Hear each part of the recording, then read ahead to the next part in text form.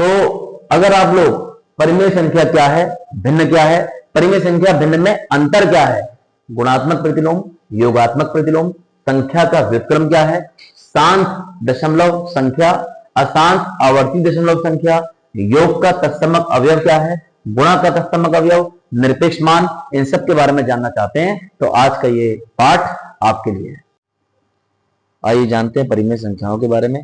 वह संख्या जिसे p बटे q के रूप में व्यक्त किया जा सके, जहां p और q पूर्णांक हैं और q should not equal to 0, एक परिमेय संख्या कहलाती है। तो वह संख्या जो p बटे q के रूप में लिखी जा सके, जहां p और q दोनों पूर्णांक हैं और q 0 नहीं है, परिमेय संख्या कहलाती है। आइए बात करते हैं भिन्न की। जैसा कि आपको पता है, अंश बटे हर को भिन्न कहते हैं।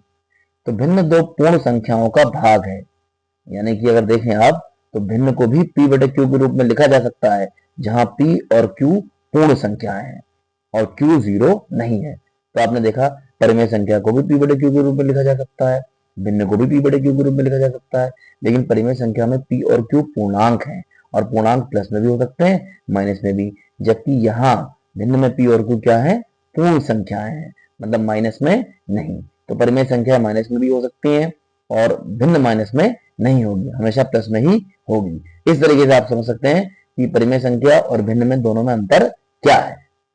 तो परिमेय संख्या p बटे q के रूप में लिखी जा सकती है, जहां p और q पूर्णांक है और q 0 नहीं है, जबकि भिन्न को p बटे q के रूप में लिखा जा सकता है, लेकिन p और q यहाँ क्या है, पूर्ण संख्याएं हैं और q 0 नहीं है, वहां पूर्णांक है, यहाँ पूर्ण संख्या। अब बात करते हैं गुणात्मक प्रतिलोम के बारे में। देखिए गुणात्मक प्रतिलोम क्या है, उल्टा करना, मतलब एक बटे में लिखना। जैसे 3 बटे 4 है, 3 बटे 4 का गुणात्मक प्रतिलोम उल्टा कर दीजिए, 4 बटे 3। 2 है, 2 का गुणात्मक प्रतिलोम 2 को उल्टा कर दीजिए, 1 बटे 2। ऐसी x है तो x का गुणात्मक प्रतिलोम होता है 1 बटे x। इसी को व्युत्क्रम भी कहते हैं। व्युत्क्रम और गुणात्मक प्रतिलोम एक ही बात है।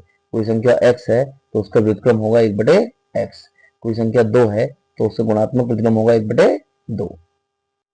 आइए अब बात करते हैं योगात्मक प्रतिलोम के बारे में। देखिए योगात्मक प्रतिलोम क्या है, सिंपल समझिए, अगर x है तो चिन्ह बदल लीजिए, उसका योगात्मक प्रतिलोम होगा -x। 2 है तो योगात्मक प्रतिलोम होगा -2, -2 है तो उसका योगात्मक प्रतिलोम होगा +2।